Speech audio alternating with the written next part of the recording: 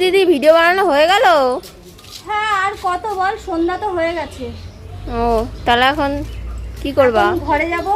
আর একটা জিনিস, আমি হচ্ছে ভিডিও বানানোর সময় আমার হাতে যে সবুজ কালারের চুড়িগুলো ছিল পরেছিলাম, সেগুলোকে আমি খুলে রেখেছি।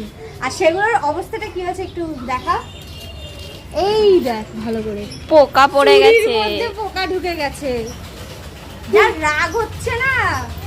চলো ভালো কথা, তোমাদেরকে একটা জিনিস দেখাবো ভেবেছিলাম, অনেকদিন ধরেই ভাবছি তো দেখানোই হয় না। আজকে সেটাকে দেখাবো। আর ওটা যদি আজকে না দেখায়, বাই এনি চান্স যদি চুরি করে নিয়ে যায়, তাহলে আর দেখানো হবে না। তো ওইভাবে বললাম চলো তোমাদেরকে দেখিয়ে দিই, আমাদের একটা স্পেশাল জিনিস আছে। হ্যাঁ হ্যাঁ, তো এই দেখো আমাদের গাছে কতগুলো পেঁপে হয়েছে।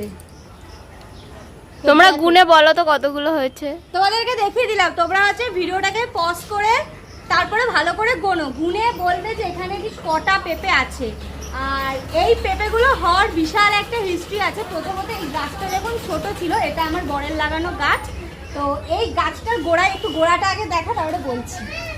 এই গোড়াটার মধ্যে কিসব হচ্ছে সরু সরু কাঠ বা পিচ বোর্ডের মতো চিড়ে এর মধ্যে ঢুকিয়ে দিয়েছিল। এই চার কোনায় চারটা, একটা পেছনে এই করে রেখে দিয়েছিল। আর উদুম আমার কাছে গালাগালি খেয়েছিল আমার বর, যে গাছটাকে কেন নষ্ট করার জন্য উঠে পড়ে লেগেছে।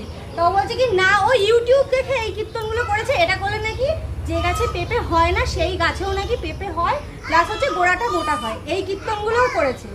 আর তারপর ওকে তো উদুম আমি গালাগালি দিয়েছি, উদুম ঝগড়া করেছি ওর সাথে।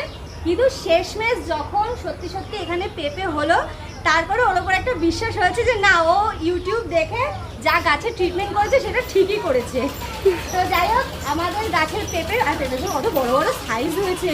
হ্যাঁ, এগুলো অনেক বড়, আমি হাত পাচ্ছি না ভাই, এতটা বড় বড় বড় পেঁপে।